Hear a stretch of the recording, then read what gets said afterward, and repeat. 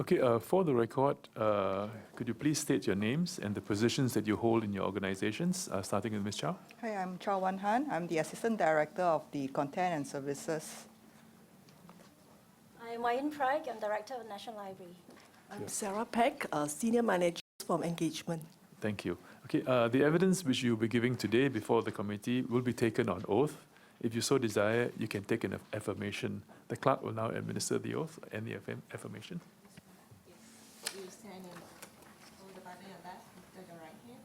You can recite the oath. I, Wayan, swear that the evidence which I shall give before this committee shall be the truth, the whole truth, and nothing but the truth. So help me God. Thank you. Please be seated. Affirmation. You're taking an affirmation together. Yes. You just stand, put up your right hand, and you can recite I, Chow Wan Han, do solemnly, sincerely, and truly declare and affirm that the evidence which I shall give before this committee shall be the truth, the whole truth, and nothing but the truth. Thank you. Please be seated.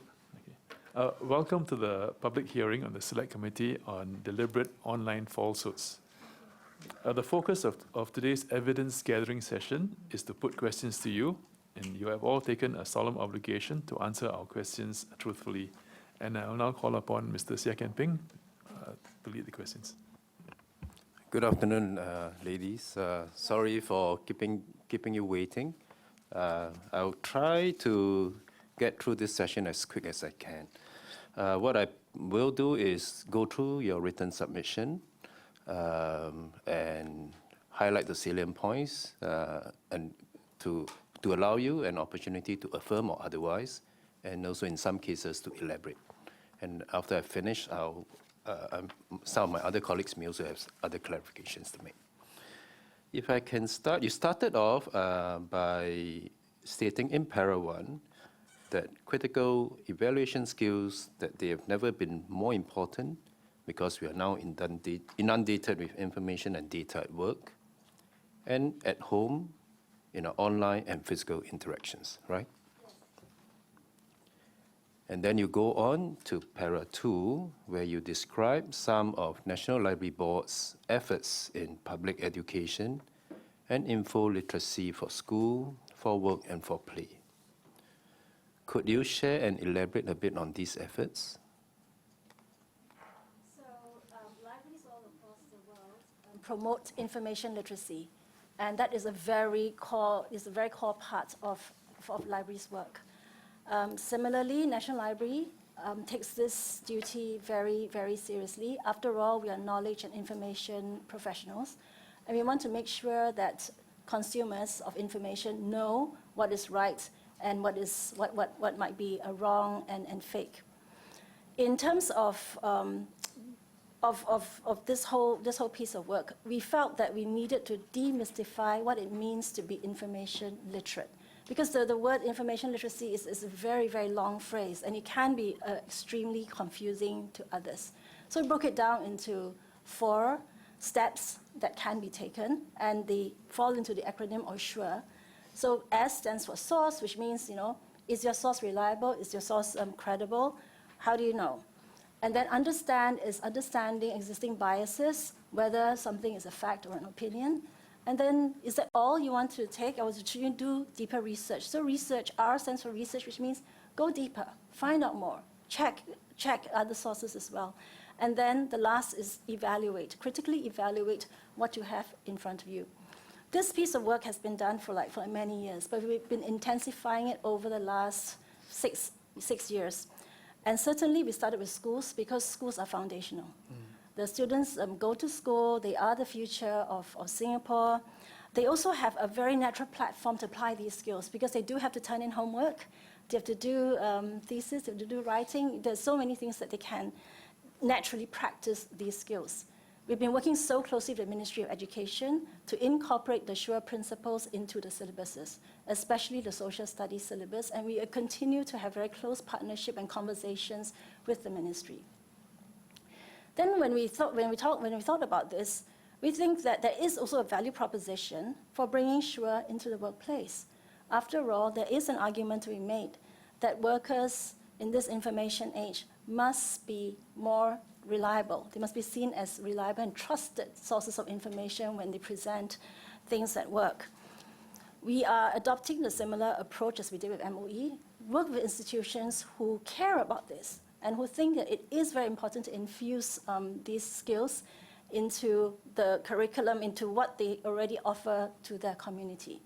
Thinking about institutions like NTUC, People's Association, Civil Service College, as well as Skills Future Singapore, because these are institutions that care about learning and lifelong learning at that. And we feel that that's a very, very important component that must go into the whole lifelong learning landscape.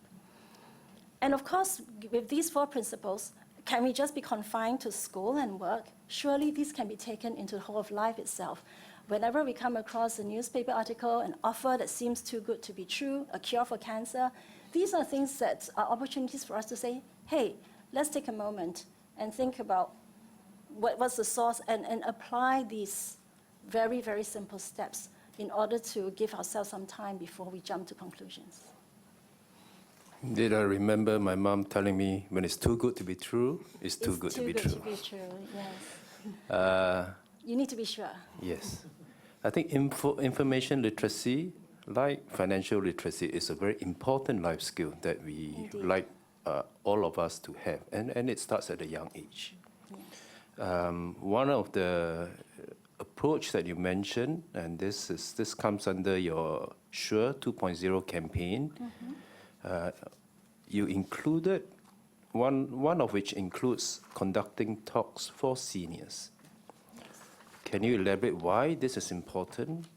What will be covered in these talks, and what are some of the challenges reaching out to seniors? I think senior citizens are a particularly vulnerable group. They have a lot of respect for what is published, whether it's online or whether it's hard copy. And they tend to think that because it's published, it must be true. So the challenge for them is to help them to be discerning, like what can they believe, what can't they believe. In terms of talks for seniors, one of the things that we're realizing is that while the SURE messages can be simple, they need to be unpacked further for seniors. It has to be contextualized for themselves as well, in terms of their daily life, what they meet. And quite often there'll be things like health scams, financial scams as well. In terms of the talks, we hope to be able to leverage these everyday examples, which they're familiar with, and then put it in that context for them, and to simplify the messages further so that it becomes very real and accessible to them as well. And you went on to say to develop force multipliers by working with organizations on their public campaign. When you talk about force multipliers, what do you have in mind? We are talking about institutions, an institution-wide approach, where we can also use this train-the-trainer model so that we can train their advocates in order to spread the message further and to spread it deeper into the organization as well. Okay, and then towards the end of that page, under para 2, you say that you will promote information literacy to build public confidence, to tackle fake news, and to break the cycle of perpetual rumors.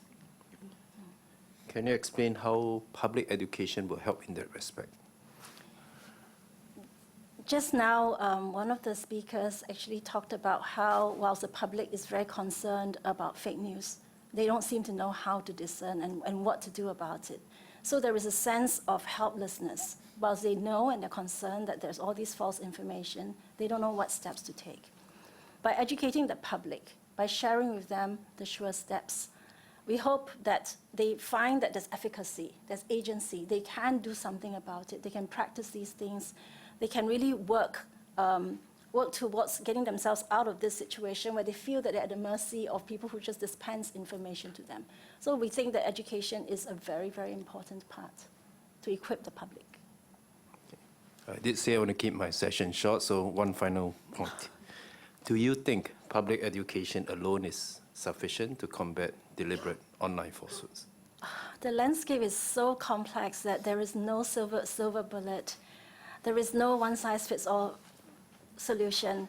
And more is increasingly clear that it takes a concerted effort of the public, the people, the private sectors working together, governments, media agencies, tech companies, and every one of us, really, to think of what we can do to make a stand against false news and fake news and falsehoods, and to make sure that we are part of the solution and not the problem.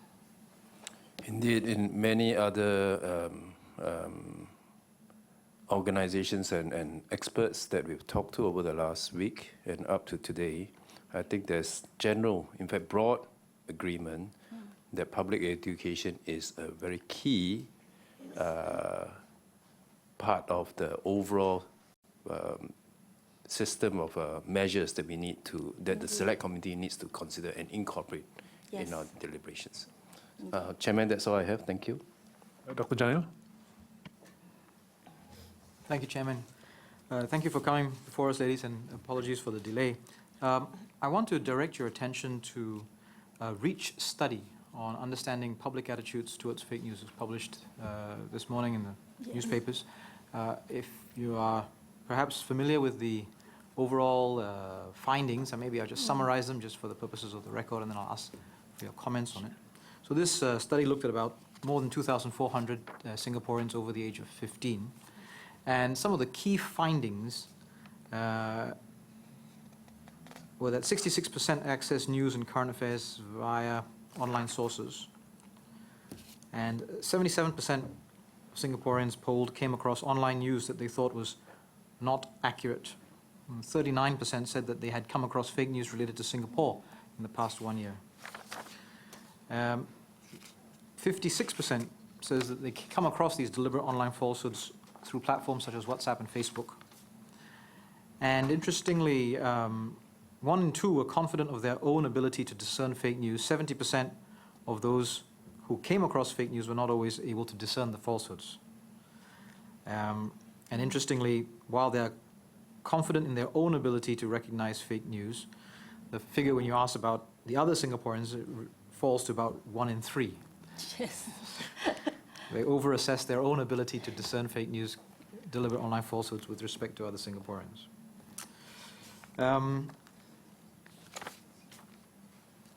2 in 3 are concerned about the spread of fake online news, and about 8 in 10 are concerned about those who are profiting from deliberate fake news. And about 80% supported strengthening laws to better deal with the spread of false information. When asked, do you think there should be more effective laws to require those who publish fake news to remove or correct the fake news, 92% said yes. When asked, do you think people who put out fake news deliberately should be prosecuted if their actions have serious consequences, 91% said yes. So very high levels of support for that type of intervention. So on that background, I have 3 questions, and I will leave it to you all how you'll decide who will answer which. The first is, given the very high levels of literacy in Singapore, we have very high levels of education literacy. The effectiveness of the libraries as an institution, I think, if I remember rightly, 1 in 2 Singaporeans sort of actively engage with the libraries on a regular basis. Yes, it's higher than that, but yes. Higher than that, yeah. Please correct me. Clearly, Singaporeans are very used to engaging with the process of gathering information, reading about things, engaging in these issues. And the efforts that libraries and various other people have been engaging in for some time with respect to literacy, media literacy, and now critical analysis of that media literacy. Why is there such a high level of anxiety that is demonstrated in the polls findings for today? Secondly, second question, one of the issues is really who should deal with steps going forward. This business of 92% supporting laws, 91% asking for prosecution. It suggests that there is almost a sense that it is not about personal responsibility. They are externalizing the source of solutions and responsibility to deal with this matter. So my second question to you is, how do we strengthen the sense of personal responsibility in dealing with what is likely to be a long-term intractable problem going forward?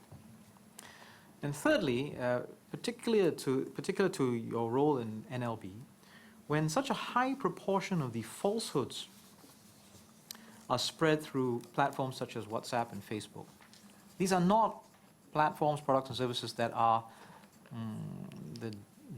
generally the sort of strength or the usual ways in which a library board engages with the public. Now, if you say that the materials that you supervise, curate, propagate are the sources of truth, and platforms are where most of the falsehoods are being found, how do you deal with this discordance between the fact that there is a separate platform and medium for the propagation of falsehood versus a separate medium or platform for the propagation of truth, and whether we need to find a way to bring those two together? So 3 separate questions: the anxiety, the issue of personal responsibility, and the separation between the source of truth and the source of falsehood. There are 3 very good questions that have induced a high-level anxiety in me. I think one reason for the high-level anxiety could well be what you mentioned in your second question, is this sense of personal responsibility. Somehow they feel that they're victimized by the environment, and they don't sense that they have the skills and the wherewithal in order to find out for themselves or to give themselves a better chance of discerning. That sort of, this almost like learned helplessness is something that we are concerned about. And perhaps it is also the wider environment where we need to promote more critical thinking. And the fact that, you have the means to think critically, you have the means to act as well. In terms of enhancing the sense of personal responsibility, it is something that we have also noticed from other studies. And one reason, again, could be this, not quite in my backyard, right? It doesn't really quite affect me. And an interesting thing was that there was an NIE study in 2017 that showed that whilst they could identify, more than 70% respondents could identify online falsehoods, they did nothing about it.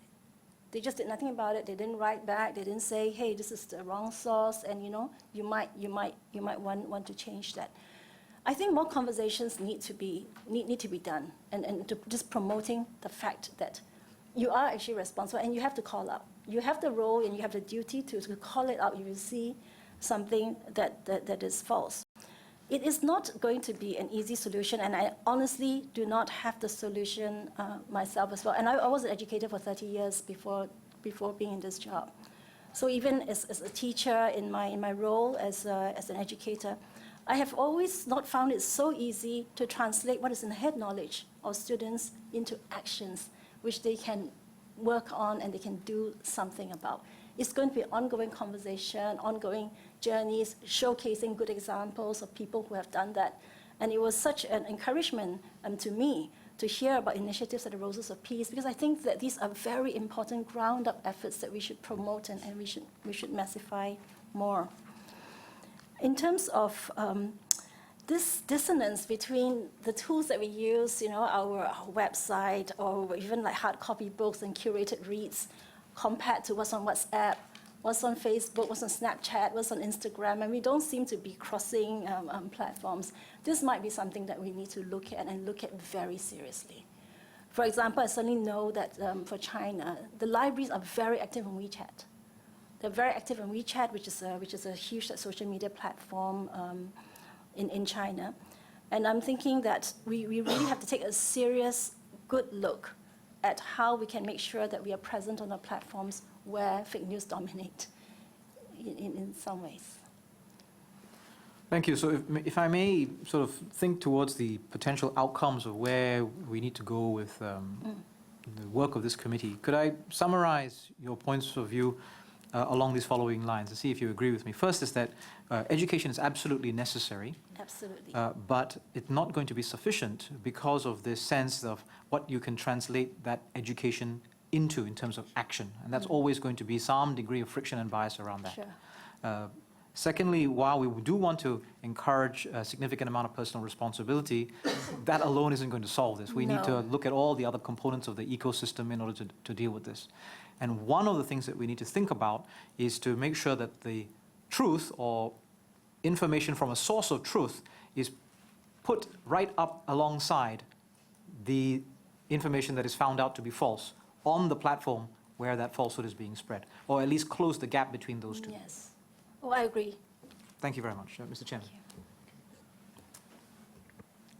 Okay, as there are no further questions, I would like to thank Ms. Peck, Ms. Ng, and Ms. Chow for your presence here and your contributions to the Select Committee process. We'll be sending you the transcripts for today's proceedings.